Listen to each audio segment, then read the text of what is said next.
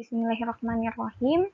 Pada video kali ini kita belajar tentang perubahan entalpi standar. Kita tahu ya, entalpi itu kan suatu besaran yang nilainya itu dipengaruhi oleh jumlah dan wujud zatnya, serta dipengaruhi oleh faktor lingkungan atau faktor lingkungannya yaitu suhu dan tekanan gitu.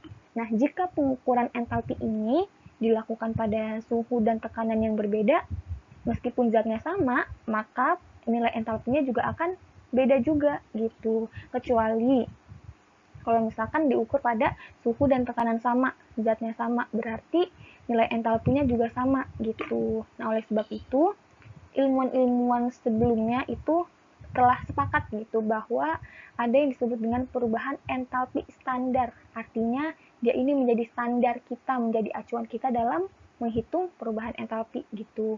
Nah, keadaan standar ini, entalpi standar ini itu dihitung pada keadaan standar yaitu 25 derajat Celcius dengan tekanannya 1 atm gitu. Nah, perubahan entalpi ini, perubahan entalpi standar ya, itu ada 3.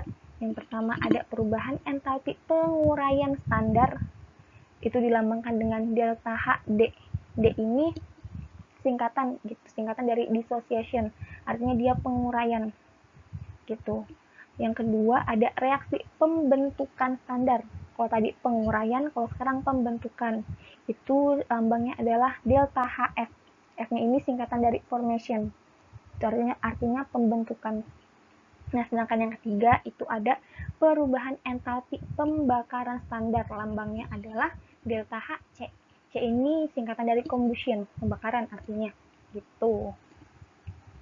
Nah, yang pertama ini ada perubahan entalpi penguraian standar.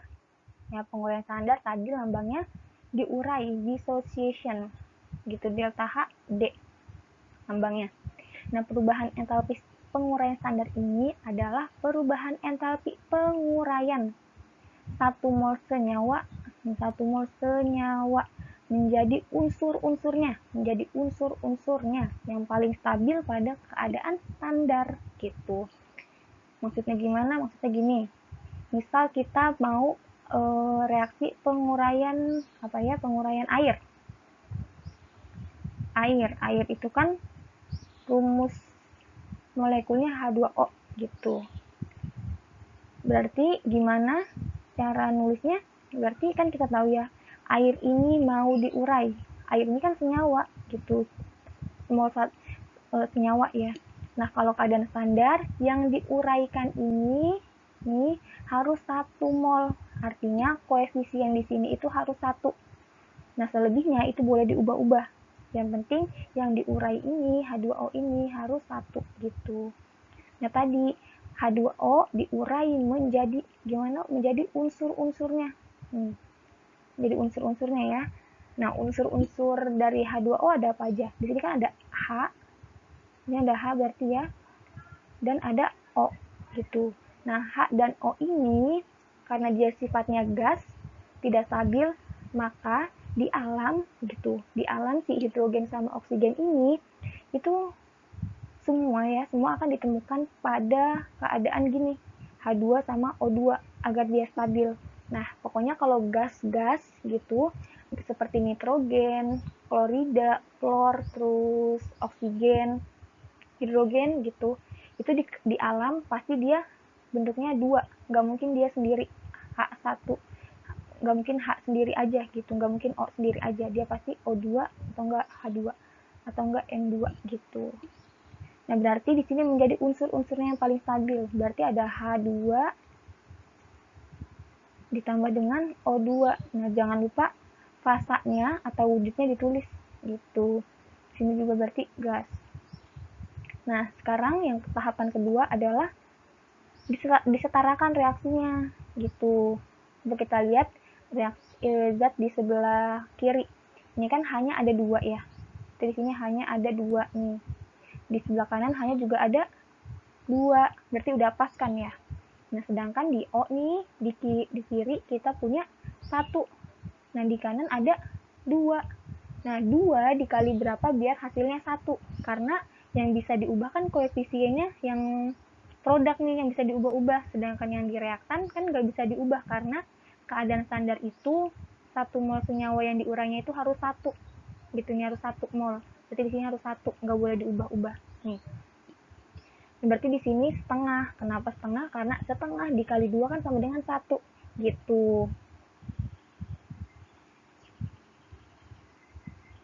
Itu. Nah, delta H-nya senilai berapa nih? Delta H. Jangan lupa karena dia reaksi penguraian, berarti dia D tidak sama dengan plus 240 kilojoule gitu. Jadi ingat kalau misalkan reaksi penguraian standar yang diurai itu harus 1 mol. Nah, hasil penguraiannya adalah unsur-unsurnya gitu. Kalau misalkan ada CH3OH, berarti reaksinya diuraikan menjadi karbon ditambah hidrogen, karena dia hidrogen jadi harus H2, terus ada oksigen, oksigen juga harus 2 gitu. S ini G, ini G gitu ya. Kalau reaksi penguraian diuraikan menjadi unsur-unsurnya gitu. Nah, yang kedua, perubahan entalpi pembentukan standar. Nah, reaksi pembentukan standar ini itu kebalikan dari reaksi penguraian standar. Nah, kalau tadi itu diurai menjadi unsur-unsurnya, kalau ini dibentuk dari unsur-unsurnya. Pembentukan 1 mol senyawa dari unsur-unsurnya yang paling stabil. Gitu, berarti unsurnya dia ditambah unsurnya dia lagi nih menjadi H2O gitu maksudnya. Nah, kalau reaksi pembentukan standar berarti yang dibentuk karena kita mau ngebentuk H2O, berarti si H2O-nya ini harus 1 koefisiennya. Ini karena keadaan standar itu tadi 1. Nah, kalau tadi yang diurai itu harus 1 mol, nah kalau di reaksi pembentukan, reaksi yang dibentuk harus 1 mol gitu. Ini 1, di sini ada 1. Nah, hanya kan udah sama-sama 2, berarti di sini setengah gitu biar jadi 1. Nah, karena reaksinya ini kebalikan dari reaksi penguraian, berarti delta H-nya sama-sama 240. Tapi karena di reaksi penguraian itu dia nilainya positif, maka di reaksi pembentukan nilainya negatif gitu. Karena ini kan reaksinya cuma kebalikannya aja gitu. Makanya positif juga dibalik jadi negatif gitu. Ingat ya, kalau reaksi penguraian itu zat atau senyawa nih diurai menjadi unsur-unsurnya. Nah, sedangkan reaksi pembentukan itu dibentuk dari unsur-unsurnya gitu. Misal apalagi kita mau ngebentuk senyawa apa ya? Misal CaCO3. Nah, berarti di sini kan ada unsur Ca kalsium ya, ditambah C ditambah O2 gitu menjadi CaCO3 gitu. Nah, karena ini reaksi pembentukan standar, maka CaCO3-nya ini koefisiennya harus 1, nggak bisa diubah-ubah. Nah, selanjutnya adalah disetarakan. Nah, si Ca ini sebelah kiri udah sama-sama 1, si C juga sama-sama 1. Nah, yang O-nya nih, di kanan ada 3, di kiri ada 2 gitu. Karena yang boleh diubah adalah yang kiri, berarti kita ngubah yang kiri. 2 dikali berapa yang hasilnya tuh 3. Berarti dikali 1,5 gitu. Yang terakhir ini ada perubahan entalpi pembakaran standar. Tuh, ingat ya, perubahan entalpi pembakaran standar. Kalau pembakaran standar artinya pembakaran 1 mol zat secara sempurna. Pembakaran itu pasti melibatkan O2. Jadi ada zat ditambah dengan O2 gitu. Misalnya ada metanol.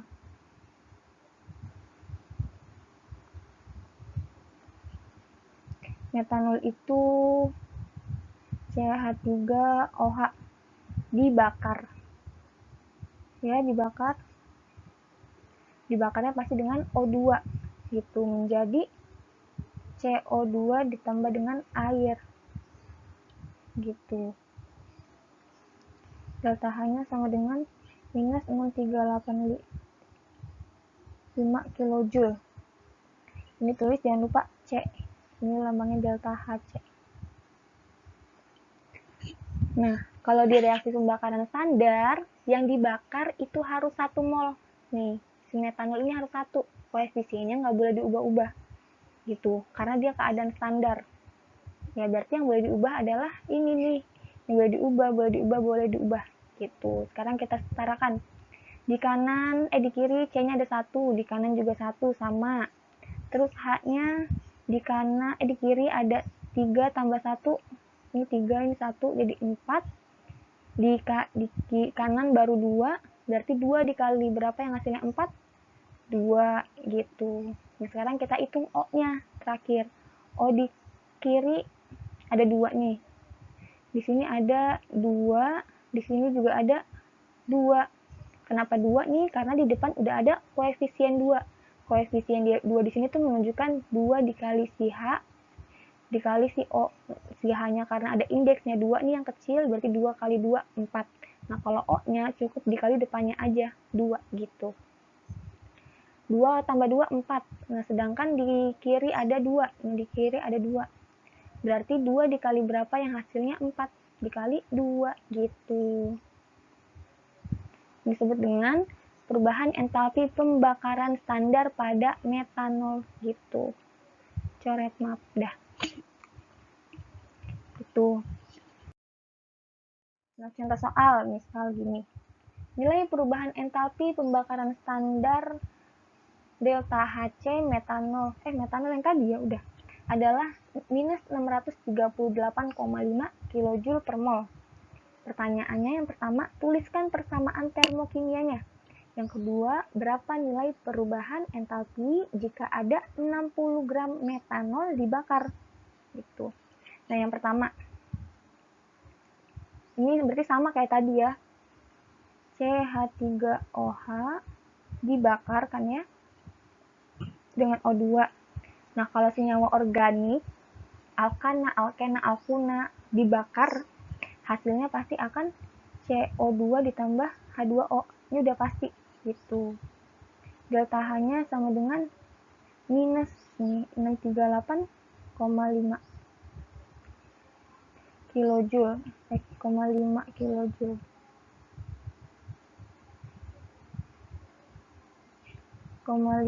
Kilojoule per mol. Kenapa dia per mol? Artinya keadaan standar per 1 mol gitu. Berarti di sini C-nya sama-sama 1, udah. H-nya di sini ada 4, di sini baru 2, berarti dikali 2.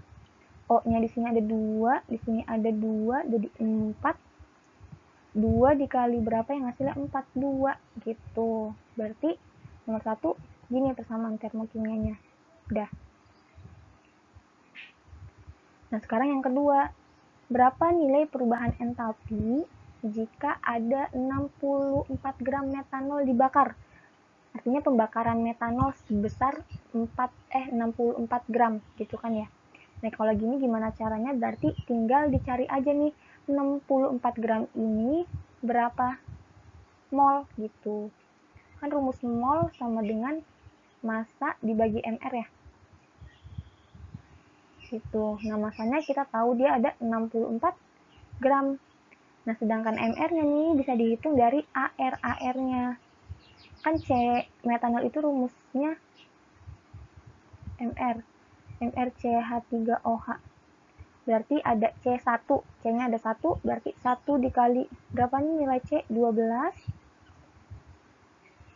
ditambah dengan H. H-nya di sini ada 3 tambah 1 di belakang jadi 4 dikali nilainya nih 1 dia nomor masanya ditambah dengan O.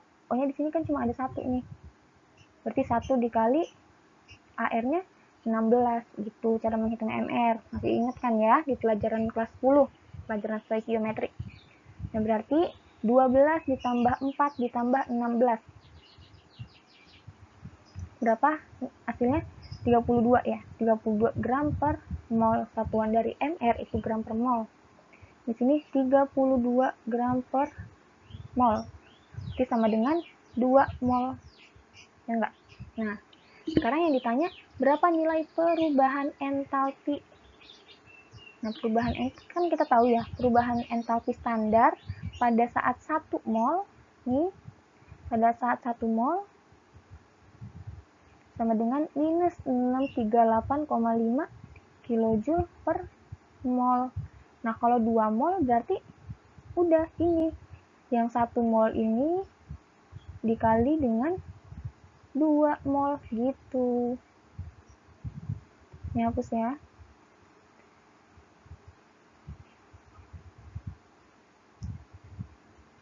Udah, berarti dikali 2 sama dengan berapa nih?